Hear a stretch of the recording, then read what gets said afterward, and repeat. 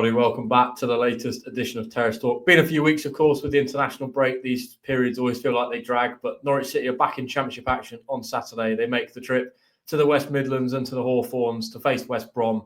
With that, delighted to be joined by Chris from the Albion Analysis to give you a little bit more of a deeper dive into the opposition and maybe what we can expect on Saturday. Chris, first and foremost, thanks for your time this morning. I really appreciate it. My pleasure. Let's maybe talk a little bit about the international break, I suppose. Sometimes these times can come at a good time for clubs, when they're out of form and they maybe want to try and regroup and sort of maybe get those messages back across. Sometimes they come at a bad time when form's good and positive. For us, it's come at a good time given the injury crisis we've got at the moment. Where's it at for West Brom? Was it a good time off the back of that win at Hull, which maybe turned your fortunes a little bit?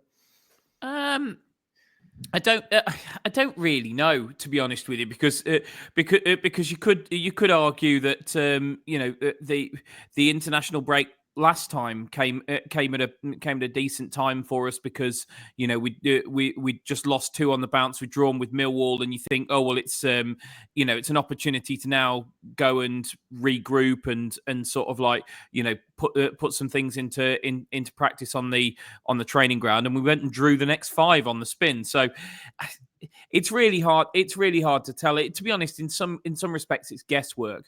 I think for unless you've got a lot of injuries like you guys have, in which case, obviously, you want an international break so that you can get some players back.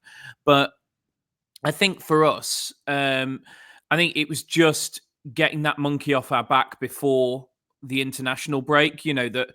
It was weird. It was such a weird feeling because Tony Mowbray always used to say to me, "There's lies, damn lies, and statistics," and there was 2 completely different ways you could have looked at our run before that game. You could either say we're unbeaten in 6 or we hadn't won in 8, and both would be factually true. To draw 6 games on the spin was crazy. But I think it was starting to get to the players that they weren't winning football matches. We took the lead against Luton. We got within a minute or so at Oxford of winning.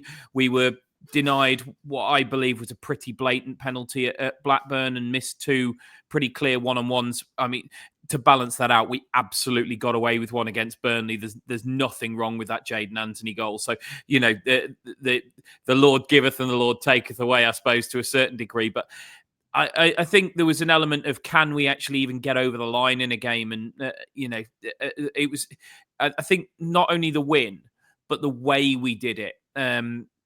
Because we looked like we were cruising at 2-0, and then we handed the momentum back to Hull, largely through our own errors.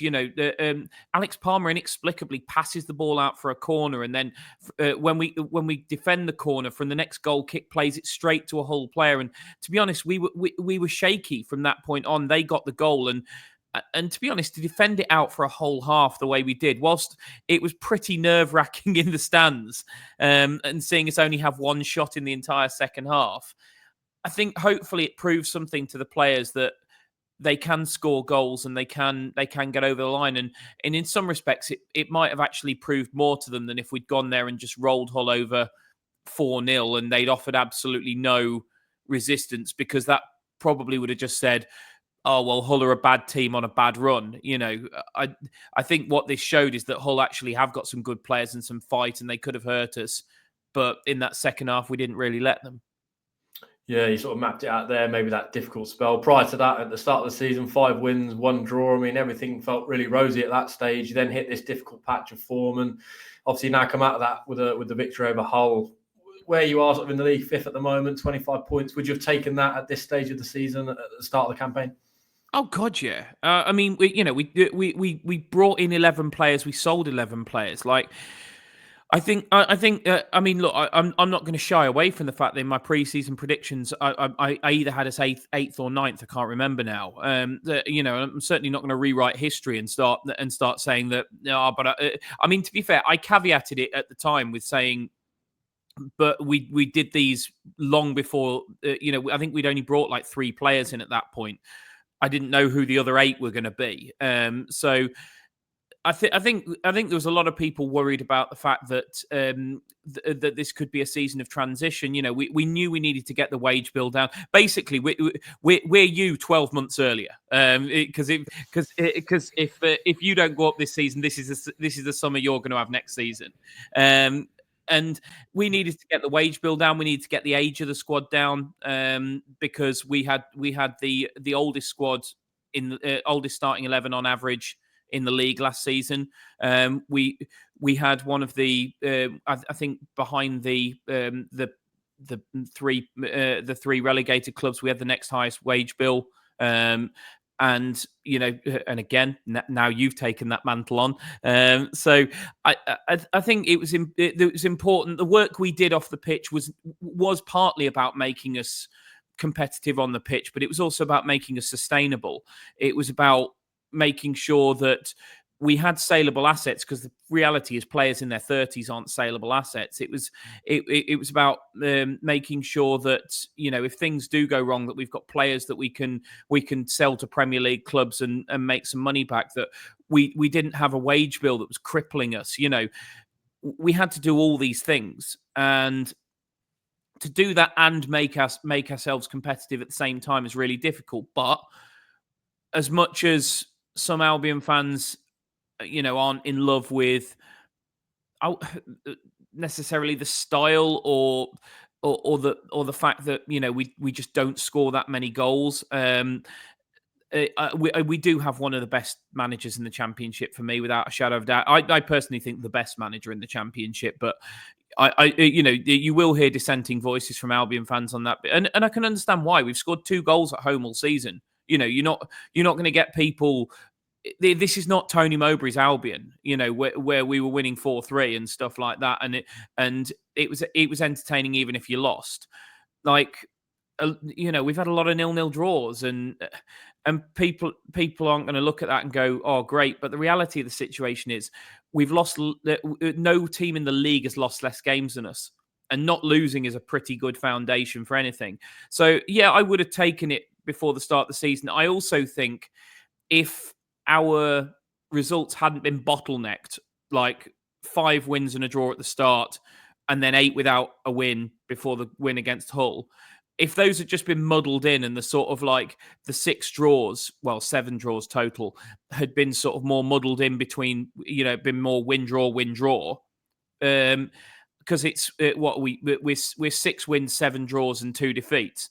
I think if those 6 wins and draws had been sort of more muddled in, as opposed to a chunk of wins and a chunk of draws, I think fans would feel much more positive about exactly the same points total. But that's football for you. It is indeed, yeah. You mentioned him there, Carlos Corberán, been in the dugout for just over 2 years now. I mean, looking at the sort of job he's done, I'd agree with your assessment. I think he's probably the best coach in the Championship. I mean, 5th place finish last campaign in the playoffs. Disappointment in the same fashion that we had to endure. But as a whole, how do you sort of rank the job he's done at West Brom? That's unbelievable. He saved us. There's no getting away from that. Like, he took over a team that was bottom of the league. Should it have been bottom of the league? No, absolutely not. The fact that Steve Bruce had that team bottom of the league was criminal. But the fact of the matter is, we were there, and the other fact of the matter is, there have been better squads than ours that have gone down from this league. We've seen it plenty. Them up the road went down with a pretty blooming good team after Wolves had gone down from the Premier League. They had a squad chock full of Premier League footballers, and they still got relegated to League One. So anybody who says, "Oh, well, we wouldn't have gone down anyway," just look at the history books. There's far too many cautionary tales in there for you to say that. You cannot say with any certainty we wouldn't have gone down. Not only did he keep us up, he got us within one result of the playoffs, and then he still didn't have any money to spend last summer, because we were still waiting for the ownership situation to get sorted out, and he took us to the playoffs, finished 5th, which is an amazing achievement. This is the first summer that he's really had an opportunity to put something of a stamp on the team. It is sort of slight asterisks in that, like I say, he's got to lower the wage bill and lower the average age of the squad, and there's I think there's probably one or two more that I don't see a situation in reality where John Swift and Grady Diangana are Albion players next season. I don't. To be honest, I'm not sure Jed Wallace will take another season of sitting on the bench. He's still in contract after the end of this season, but I'd be surprised. So I think there's a couple. There's two or three more senior statesmen. Semi Ajayi as well will move on in the summer, I'm pretty sure, who will probably be moved on, and they're all on big wages. So that will give him even more freedom this time next summer, assuming he's still our manager, of course, because, frankly, he's already he's beyond the average sell-by date for a championship manager, as we know. 2 years is about all you get usually in the championship. So, if he's still our manager next season, next summer he'll put even more of a stamp on this squad. I think we're seeing the first knockings of what a Carlos Corberán Albion looks like, and it's fairly pragmatic, if I'm honest. We try to play and attack teams when we can. It's very he likes pace out wide. We lack a real threat through the middle of the park. Like, we don't have a ball carrier who can pick the ball up centrally and drive past people. I think back to previous years of watching Jason Kumas and Matthias Pereira. We are absolutely crying out for that kind of a player at this moment in time. But what we are is solid at the back, and the problem is fans underrate that because you go to sort of like 0-0 away at Blackburn, 0-0 at home to Cardiff, 0-0 at home to Burnley, 0-0 at home to Millwall, and you come away going, blooming it, what am I paying my money for? But on the other hand, if you constantly keep the opposition out, and 0-0 against Leeds, sorry, that's the other one. If you constantly keep the opposition out, all you have to have is a screamer go in from 25 yards, or you have to have a ball drop kindly in the opposition box, or somebody just dangles a leg in the penalty area and takes and brings somebody down. So I think the foundations are all there. I really do. And I think he's a quality manager. If he's going to, but the Albion fans, we're not quite West Ham in terms of the Albion way, but there is an Albion way. And it, goes back to the 70s and Ron Atkinson's, really, really entertaining team. And Albion fans do expect a degree of entertainment. And I mean, even Gary Megson at times, the Lord and Saviour of West Bromwich Albion, had his problems when the results weren't going his way because the fans didn't accept it. We finished 8th and 9th under Tony Pulis, but the second that results turned, the fans wanted him out because the football was rubbish. We are not a fan group who generally accepts less than entertaining football, and I don't think Corberán is even remotely comparable to either Megson or Pulis, because I watched those eras, and Megson was needs must at the time, but some of the football was dire. And Tony Pulis, it was made us a competitive Premier League team, but some of the football was blooming awful. This is not that. It's just a little bit more defence first it's a lot more defence first than a sort of Robbie Di Matteo or a Tony Mowbray, but equally it gets results. So I do think he's got to find a way for us to be a little bit more expansive and a little bit more entertaining, but equally I'm pretty happy with him, and I think he's doing a great job, and I think he'll continue to get results. Yeah, you spoke there about the defensive sort of strength maybe of this team in terms of goal scoring, 17th currently in the Championship in terms of goals scored, but you've got one man up front who, of course, has been banging in the goals. Is chasing Borja Sainz in the sort of top goal scorer in the Championship race at the moment. Josh Madger, 9 goals, 1 assist so far, but I sort of contrast that to last season, just 1 goal in his whole season. I mean, what's happened to him? What sort of has brought on this form? Oh, I mean, it's a little bit harsh to sort of look at him from what he did last season, because he barely played. People say like, oh, he had sort of 12 games or whatever last season. He only had one start in the whole season, and in that very game, he got Dan Ballard went through the back of him so badly that he had to go off after about half an hour. So Sky like to peddle this stat that the only fact that matters about Josh Maja last season is that he played 198 minutes. So 198 minutes is 2.2 games. He scored 1 goal. Now you say a striker should get a goal every 2 games. He was on target then. He was on the pitch for 2.2 90s and he scored 1 goal. That's where you'd expect him to be. I don't think there's been any massive transformation in Josh Maja. I just think he's always been this good a player. He is the best all-round number 9 in the Championship. There are better number 9s at different things, maybe aerially, maybe being a poacher.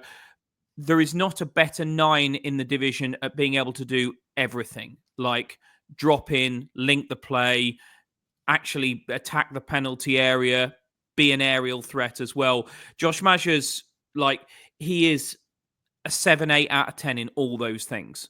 Now, like I say, I mean, you've got, in terms of a penalty box poacher, you've got a guy who's a 9 out of 10 at that, in Josh Sargent, but he couldn't drop in and link the play like Maja does. He couldn't do some of the other things that Maja does. Maja is, frankly, I'm staggered he's a Championship footballer. The all-around game he's got is unbelievable, and I think, to be honest, this has always been there. He scored 16 goals for Bordeaux in Ligue 2, which people will turn their nose up a little bit, but Ligue 2's not that far below the level of the Championship, certainly at the top end anyway.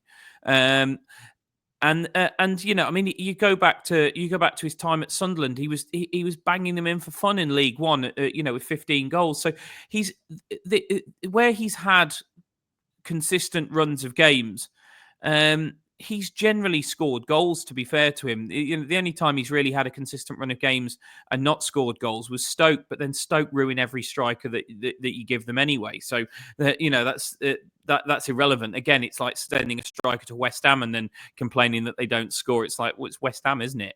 But with Josh Maja, he's a quality player, and he's that all around forward. It's just the only problem this weekend for us is all but one of Josh Maja's goals this season have come away from home, and we've scored 2 goals at home all season. And obviously, you guys are one of the top scorers in the Championship, but you've also let in one of the most as well. So I think you're fifth for goals scored, but I think you're one of the worst in the top half for goals against, and coming up against a team that just has 0-0s for fun at home. So something's got to give. One of us is going to have to change our stripes, because it can't be 0-0 and 2-2, which is what you'd probably expect it to be.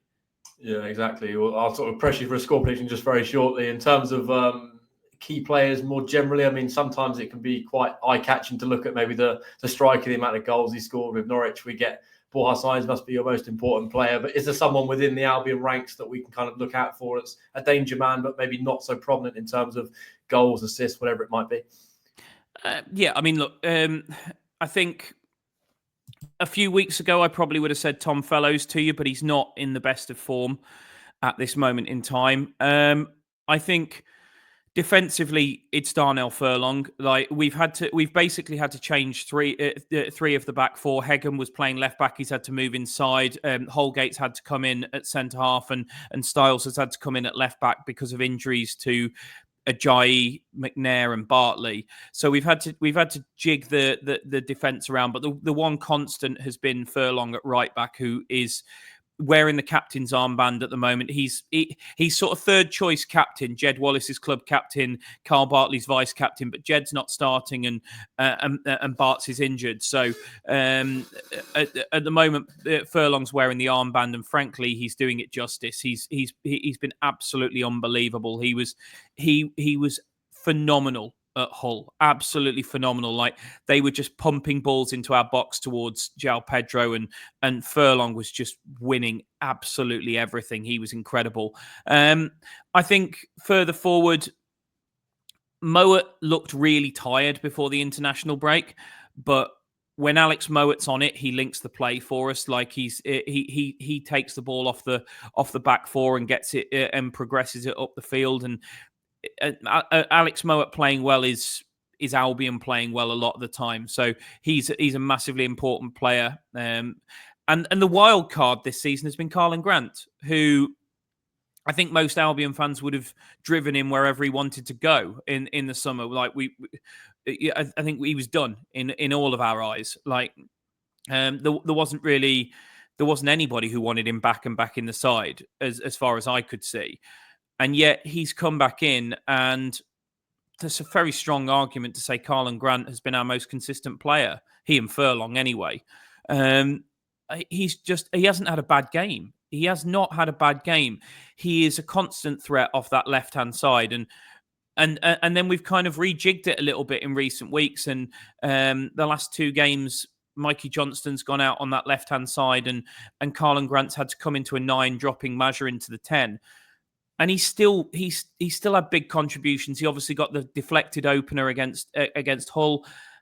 And yeah, he's just proving a lot of. Well, he's not proving people wrong, because he was as bad as he was in the previous seasons, but he's proving to everybody not to write him off, because he has been absolutely superb this season, and I'm not sure where he'll play. I've got a funny feeling he will stick with Grant in the 9, Johnston on the left, and Mazur in the 10. But he might go back to his usual of Grant on the left and Mazur up front, with somebody like Swift or Diangana in behind Mazur. But I hope he doesn't, because I thought it worked okay at Hull. But yeah, I don't know where this Karlan Grant has come from, and I don't know or more importantly, I don't know where he's been for the last 4 years, but he's fantastic. So yeah, he's definitely one to look out for. Yeah, I'll be very aware of him. Just before I get your score prediction, just intrigued to get your take on Norwich this season. Have you seen much of us via the TV? Read anything about it? Kind of obviously in transition at the moment under new management, completely different playing style. It's quite a change maybe from the Norwich you would have seen last season under David Wagner. But what have you made of it from someone that's outside the Norwich City bubble?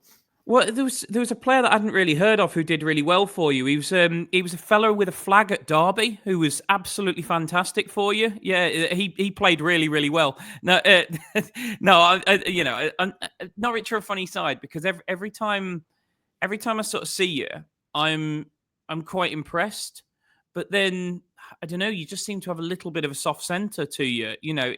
It's like watching Norwich is a little bit like watching Middlesbrough. Everything seems to be there, but you're just not completely putting it together.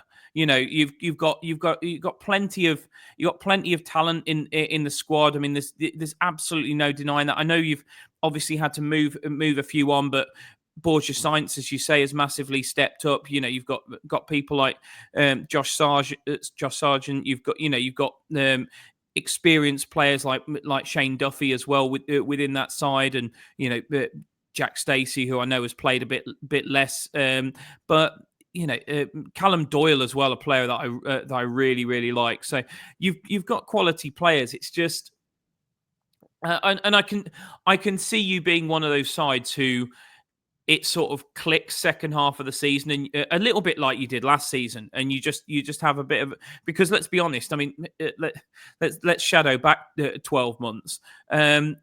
This time last year, you were booing the manager, booing the team off in an FA Cup third round tie when you were behind, which you turned around late doors and saved his job, and from there you just went on the run of all runs, and next thing you know, you're playing a playoff semi-final. So we all know how quickly it can turn around in this division. I genuinely wouldn't be shocked if Norwich ended up catapulting themselves up the table. The 14th place in this league is not where I see you at all.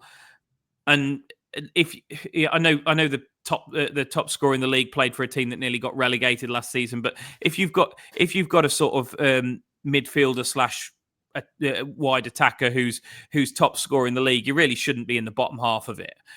So I don't know. You're a hard one to figure out. You're what's known in the betting community as an acca buster, because you'd always think you should be nailed on to beat certain teams and then you don't.